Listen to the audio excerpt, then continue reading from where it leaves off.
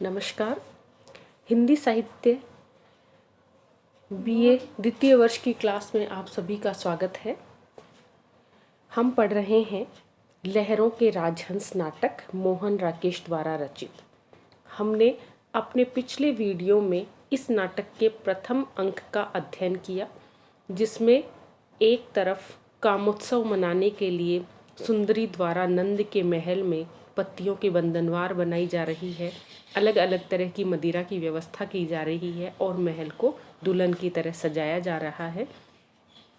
दूसरी तरफ हमने देखा कि श्वेतांग अपना काम, जो राज कर्मचारी है, वो बहुत भली प्रकार से कर रहा है, लेकिन श्यामांग उद्भ्रांत हुआ सा, उलझा हुआ सा कुछ इधर उधर घूम रहा है।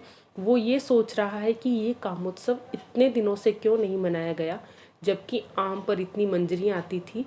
लेकिन सुंदरी, क्योंकि कल यशोधरा दीक्षा ग्रहण करने वाली है, इसलिए इस कार्यक्रम को गलत साबित करने के लिए या इस कार्यक्रम को श्रेष्ठ नहीं होने देने के लिए ये कामोत्सव का आयोजन कर रही है, ताकि नगर के जितने लोग हैं सबको इधर खींचा जा सके।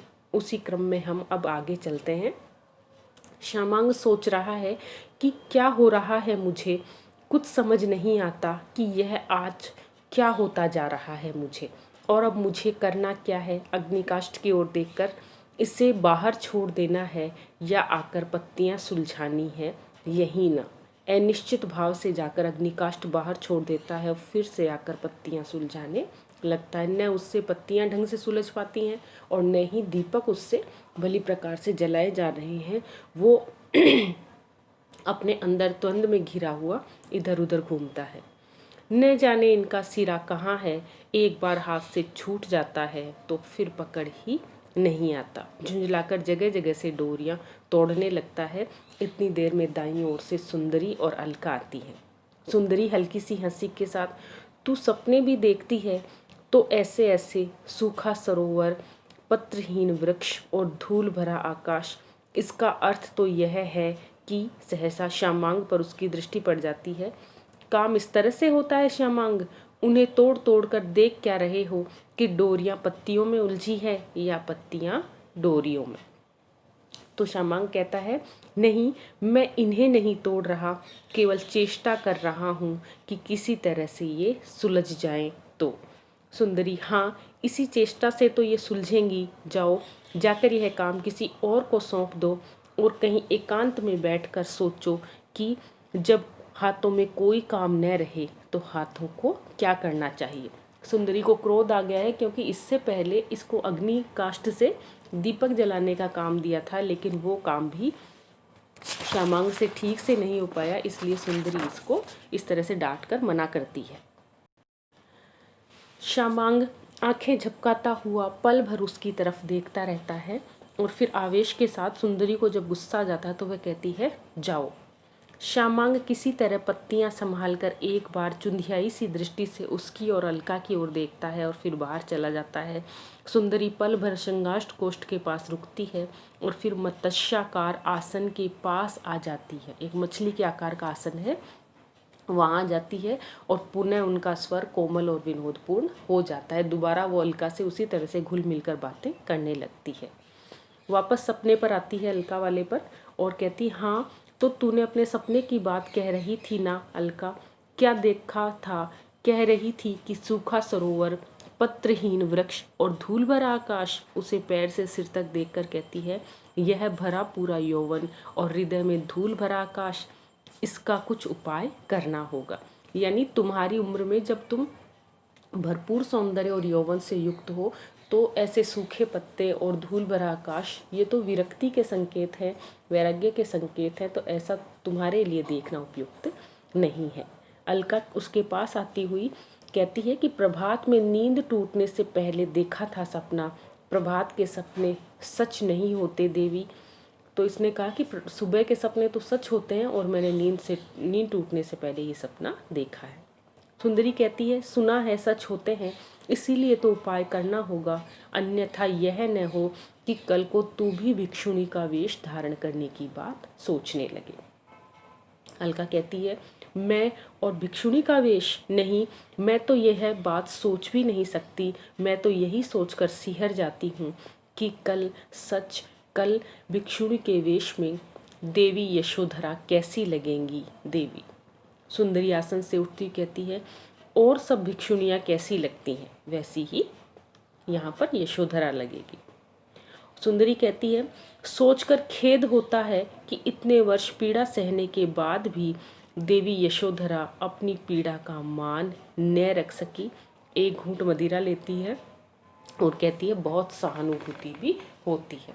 यानी अलका ने यशोधरा ने इतने दिन, जब सिद्धार्थ उनको छोड़कर चले गए थे नींद में सोती हुई, और उन्होंने इतने दिन कष्ट सहा, अपने पुत्र को पाला, और उन्होंने मान किए रही वो कि जब गौतम बुद्ध मुझे सोती हुई को छोड़कर गए हैं तो वो स्वयं मेरे पास आएंगे, मैं उनके पास नहीं जाऊंगी। लेकिन इन्होंने कहा कि इतनी पीड़ा सहन करने के बाद भी अपना स्वाभिमान अब वो क्यों नहीं रख सकी, क्यों वो दीक्षा ग्रहण करके और भिक्षुणी बनने जा रही है। तो अलका ने कहा कि परंतु देवी। सुंदरी हाँ कह रुक क्यों गई? अलका ने कहा, संभव है आज वे उन्हें पहले के संबंध से नहीं देखती। उन्हें यानी गौतम बुद्ध को, सिद्धार्थ को वो आज पहले की तरह नहीं देखती, अपने पति के रूप में नहीं देखकर वो उनको एक सिद्ध पुरुष के रूप में या एक महानायक के रूप में देख रही है। संभव है उनके हृदय में जो पीड़ा थी वो अपने पति के प्रति थी, राजकुमार सिद्धार्थ को लेकर थी, परंतु आज जो लौट कर आए हैं वे गौतम बुद्ध हैं, राजकुमार सिद्धार्थ नहीं। इसलिए उनका जो मान था, उनका जो रूठना था, वो आज समाप्त हो चुका है। सुंदरी राजकुमार सिद्धार्थ आज गौतम बुद्ध बनकर आए हैं, इसका श्रेय भी तो देवी यशोधरा को ही है। देवी यशोधरा को इसलिए है क्योंकि सुंदरी यहाँ पर ये मानती हैं कि जो कामिनी स्त्री अपने पति को वश में न कर सके, उसी का पति है वो दीक्षा को ग्रहण करता है या भिक्षु बन जाता है, वैराग्य को धारण करता है। कहीं यशोधरा के आकर्षण में कमी थी, इसलिए राजकुमार ने अपना घर छोड़ा। अलका कहती है, देवी यशोधरा को? तो सुंदरी ने कहा, नहीं, देवी यशोधरा का आकर्षण यदि राजकुमार सिद्धार्थ को बांध सकता तो क्या आज भी वे राजकुमार सिद्धार्थ ही न होते? अलका ने कहा, ऐसा न कहें देवी। सुंदरी क्यों, क्या यह सच नहीं है? राजकुमार सिद्धार्थ क्यों एक रात चुपचाप घर से निकल पड़े थे? क्यों उन्हें घर की अपेक्षा जंगल का आश्रय अधिक आकर्षक जान पड़ा था? बात बहुत साधारण सी है अलका। नारी का आकर्षण पुरुष को पुरुष बनाता है तो उसका अपकर्षण उसे गौतम बुद्ध बना देता है। ये व्याख्या स्थल भी है। यहाँ पर सुंदरी कहती है कि एक पुरुष का पुरुषत्व जागृत करने के लिए या पुरुषत्व बनाए रखने के लिए नारी का आकर्षण होना बहुत जरूरी है। यदि नारी आकर्षणहीन हो जाती है तो फिर गौतम बुद्ध तैयार होते हैं, यानी घर से वैराग्य होता है, संसार से विरक्ति पुरुष के हृदय में उत्पन्न हो जाती है।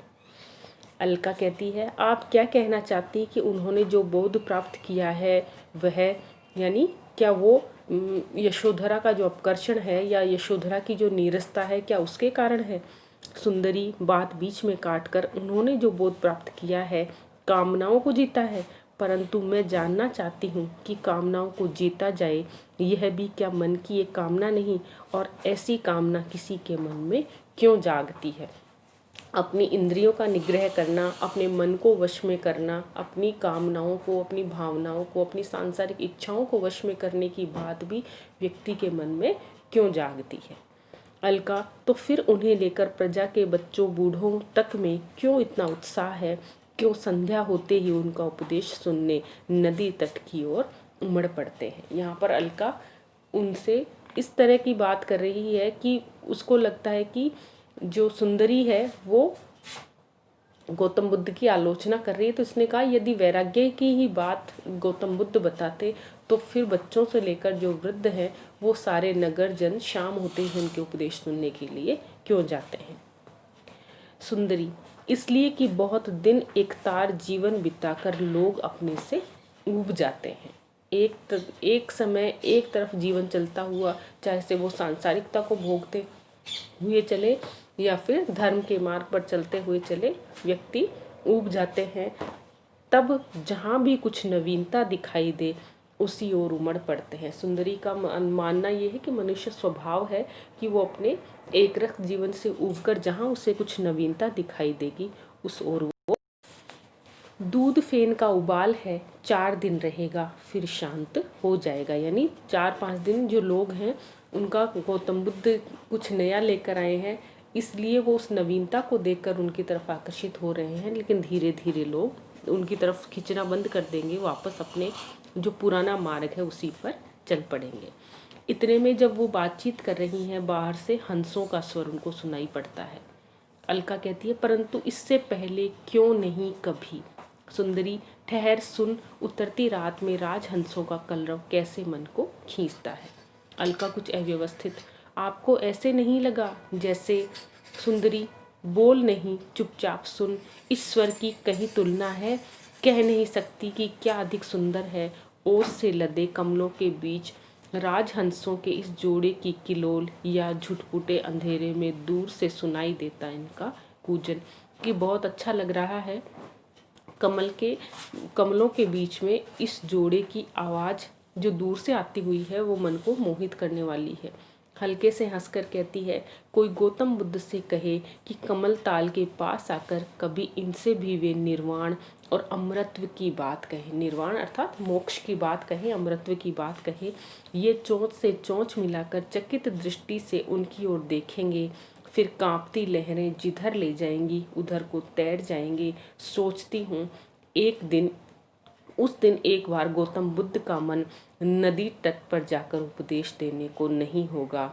चाहूंगी कि उस दिन, अर्थात ये कहती है कि राजहंस जो आपस में प्रेम क्रीड़ा कर रहे हैं, जो किलोल कर रहे हैं, यदि गौतम बुद्ध को यहाँ आकर संदेश देने के लिए कहूँ तो गौतम बुद्ध का मन भी एक बार विचलित जरूर होगा। सांसारिकता के प्रति उनका मन एक बार फिर आकर्षित हो जाएगा, आसक्त हो जाएगा।